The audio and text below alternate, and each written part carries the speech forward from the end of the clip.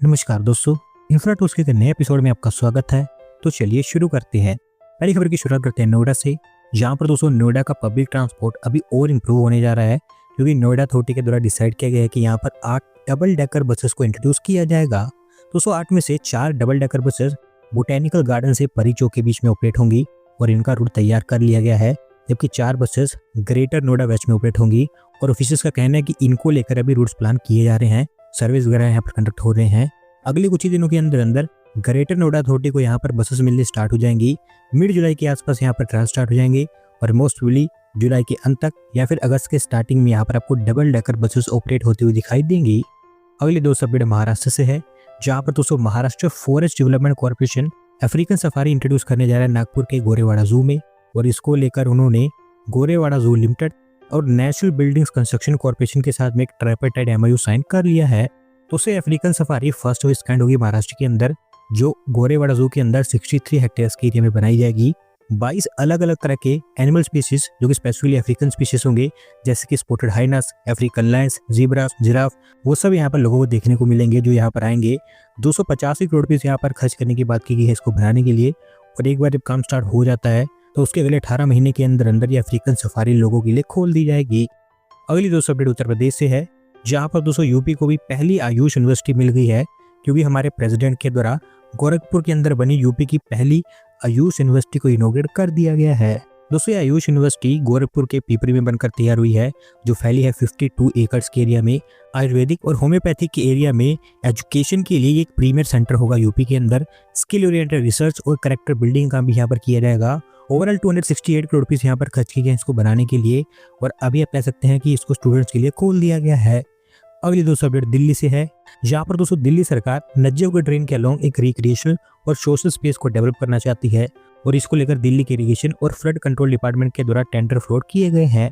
दोस्तों बेसिकली ये एक टाइप का अर्बन पार्क होगा, जो 57 किलोमीटर के रिवर फ्रंट का हिस्सा होगा, जो नजफगढ़ ड्रेन के अलोंग ही बनाया जाना है। 21 एकड़ के एरिया में पार्क फैला होगा, जहाँ पर एक वाटर फाउंटेन, वॉकिंग ट्रैक्स, एक आउटडोर जिम, क्रिकेट टर्फ और चिल्ड्रन प्ले एरियाज डेवलप किए जाएंगे। अभी कंसल्टेंट हायरिंग यहाँ पर स्टार्ट हो चुकी है और उसी को लेकर यहाँ पर टेंडर फ्लोट किए गए हैं। जो भी कंसल्टेंट यहाँ पर चुना जाता है वो इसका डिजाइन और लेआउट तैयार करेगा और फिर उसी के बेसिस पर यहाँ पर काम होगा। अगली दोस्तों अपडेट तमिलनाडु से है, जहाँ पर दोस्तों हमारी union road transport and highway ministry के द्वारा तमिलनाडु के अंदर NH87 की 4 लेनिंग अप्रूव कर दी गई है, और यहाँ पर वो 1853 करोड़ रुपीस खर्च करेंगे। दोस्तों बेसिकली NH87 की 46.7 किलोमीटर की स्ट्रेच को यहाँ पर अपग्रेड करने की बात की गई है। फिलहाल ये सिर्फ एक 2 लेन की स्ट्रेच है जो हैवीली कंजेस्टेड रहती है, क्योंकि तमिलनाडु के सदर्न टाउन्स जैसे कि मदुरई, मंडपम, रामेश्वरम, धनुषकोडी, इस तरफ जाने वाले जो कम्यूटर्स हैं वो सब इसी हाईवे का इस्तेमाल करते हैं।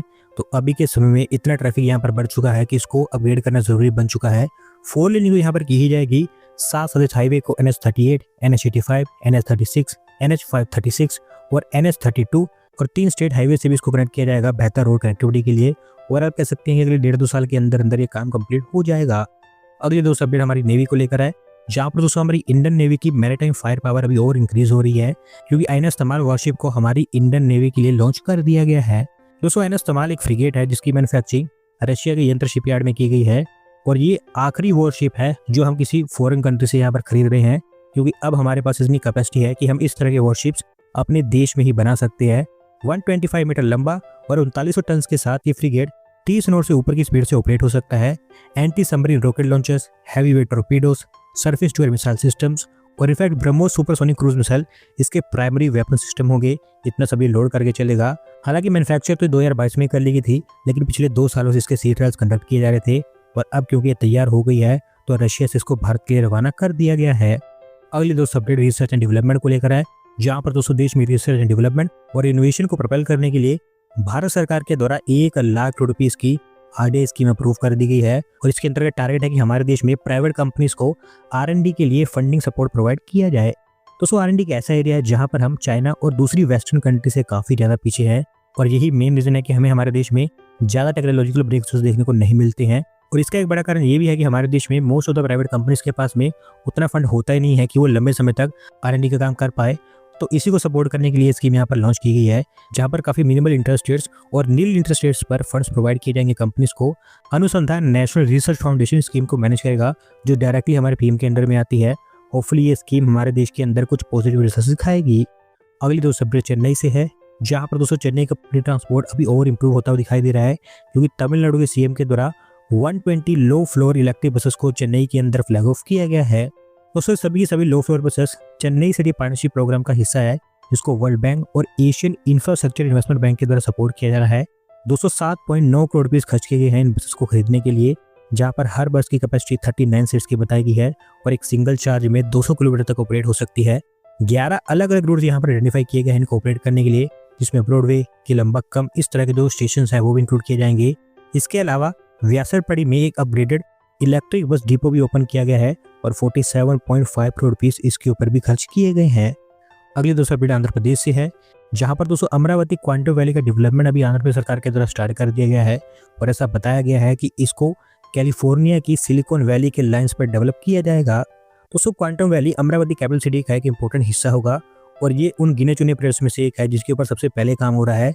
IBM, TCS और L&T जैसी कंपनीज यहाँ पर ऑलरेडी इन्वेस्टमेंट की कमिटमेंट कर चुकी हैं और अभी यहाँ पर एक क्वांटम कंप्यूटिंग वर्कशॉप स्टार्ट किया गया है।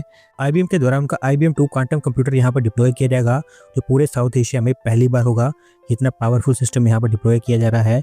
बताया गया है कि पूरा का पूरा क्वांटम कंप्यूटिंग इकोसिस्टम यहाँ पर डेवलप किया जाएगा ताकि अमरावती आगे चलकर सिलिकॉन वैली की तरह डेवलप हो पाए। अगले साल जनवरी के आसपास इकोसिस्टम तैयार हो जाएगा और फिर उसके बाद आपको यहाँ पर अलग अलग बड़ी कंपनीज आती हुई दिखाई देंगी। अगले 2 अपडेट हाई स्पीड रेल को लेकर है, जहां पर दोस्तों Delhi Ahmedabad high speed rail को लेकर कुछ और डिटेल्स हमारे सामने निकल कर आई हैं और वैसे बताया गया है कि इस हाई स्पीड रेल लाइन का 657 किलोमीटर का हिस्सा राजस्थान स्टेट से पास होगा।